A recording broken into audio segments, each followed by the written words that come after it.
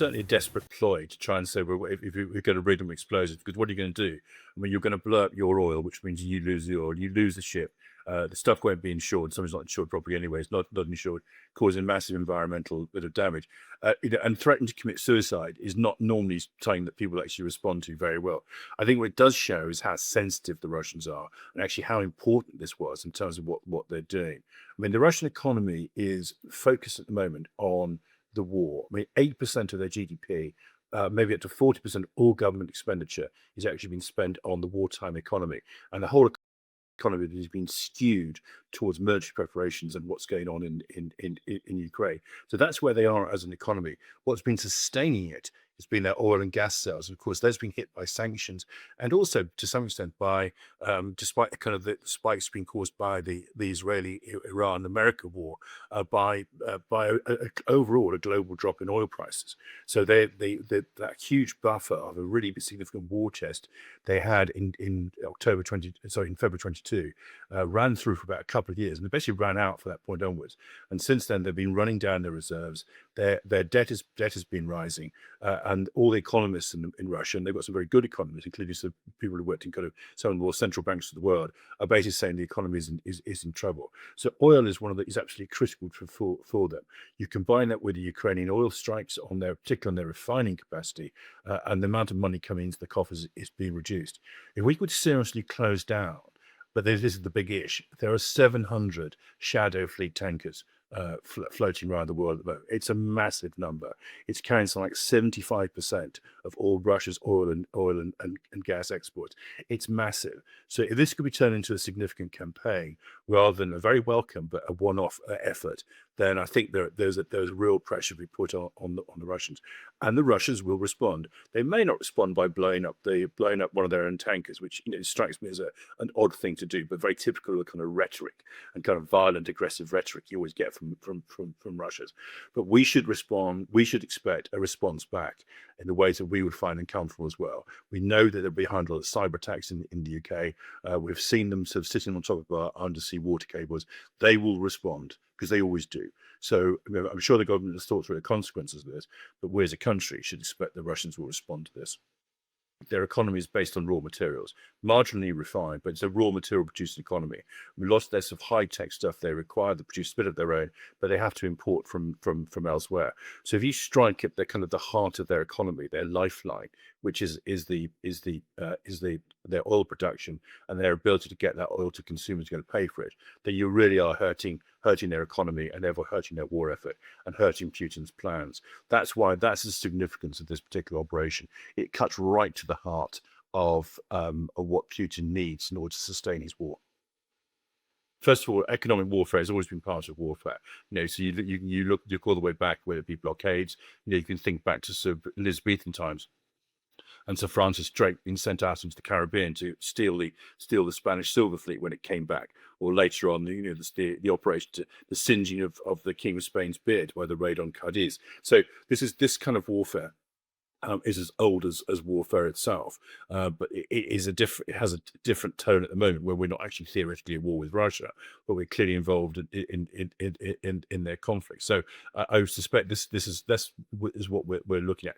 So yes, it has been weaponized, but the Russian economy runs on oil. And therefore, that is a principal weapon which sustains their wartime economy and keeps it going. So, attacking that, albeit by seizing them through legal means, is as valid as if you actually at war with Russia and we actually just sank it on the high seas. I mean, your second question was what would happen if it blew up in the English Channel? There'd be a massive oil spill. We'd have a serious environmental catastrophe on our hands, and probably some people would be hurt, injured, or killed as well. So it's something to be avoided. But the answer basically is for President Putin to just sit around the negotiating table and negotiate an end to this war. I mean, that's kind of what this is all about. This is a war of choice on his part. It's an illegal war. He's lost in terms of casualties. 1.5 million men have been casualties of about 500,000 have been killed. This is massive. This is an absolutely massive sort of loss of life and casualties, and his entire economy is now skewed to the war. It's in his hands to stop this war anytime he likes. All he has to do, say, I want a ceasefire, let's sit it down and talk about it.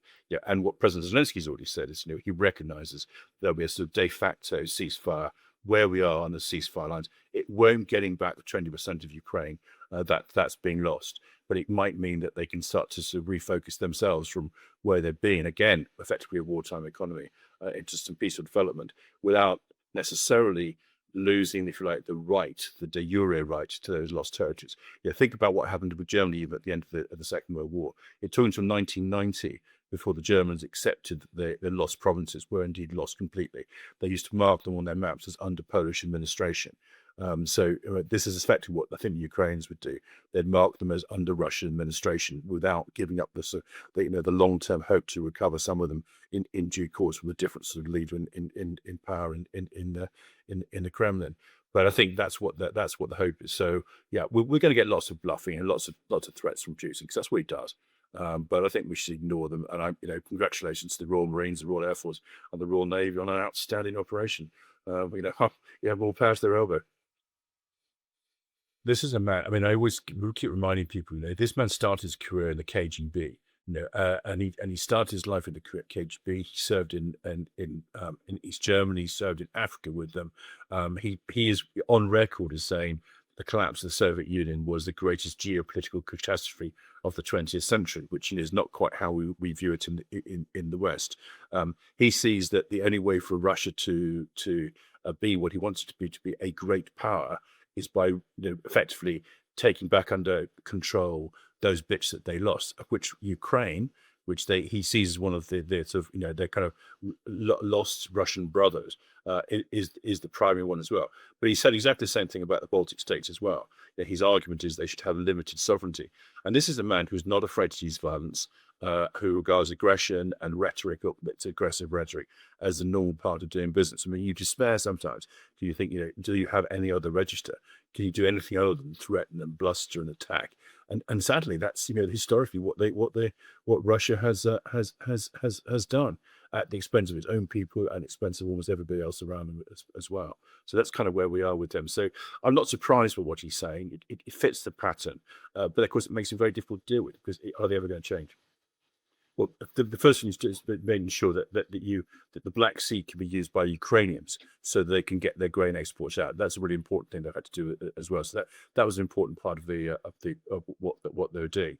But it also shows their limitations. I mean, effectively, the Black Sea fleet, the fleet they had to use to try and get out into the open waters through the Mediterranean, effectively is now confined to some very small ports in the eastern part of Russia, down near the Caucasus.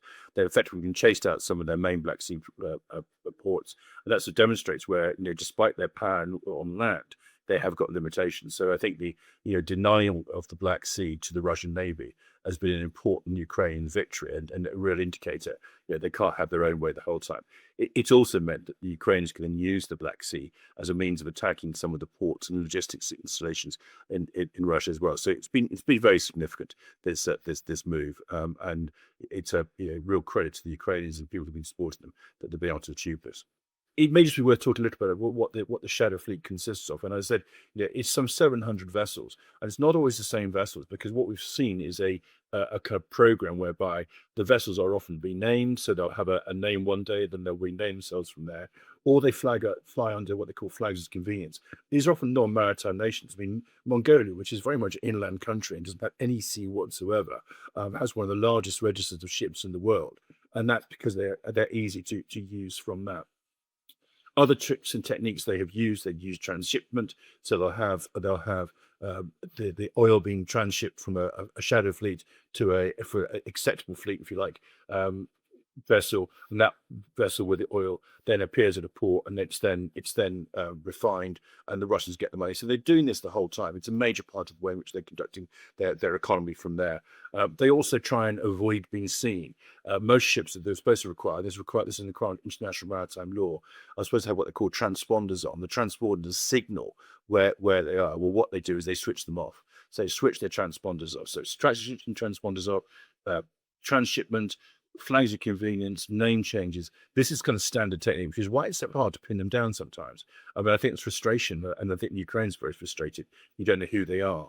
But if they continue to change, if you like, their registration, they basically move into different countries, different set of laws, and therefore our response to it has to be appropriate to that country. So there's a frustration with what they are, but they're using it very cleverly, very sensibly from their own perspective. It makes it very hard for us to actually to conduct these operations against them. So again, as I said, a lot of months of preparation gone into this one, and I'm glad that all those things are all lined up, and we were able to conduct the operation when we did.